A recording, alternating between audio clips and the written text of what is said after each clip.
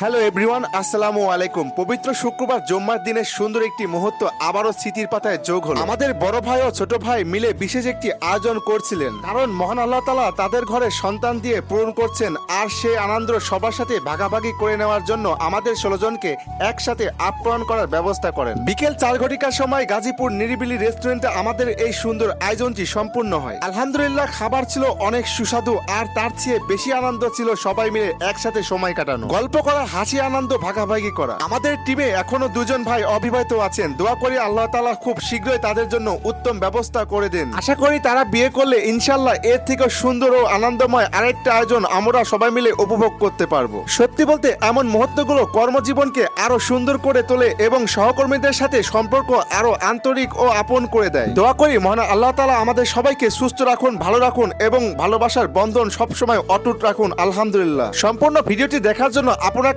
অসংখ্য ধন্যবাদ। ভিডিওটি কেমন হলো অবশ্যই কমেন্ট করে জানিয়ে যাবেন।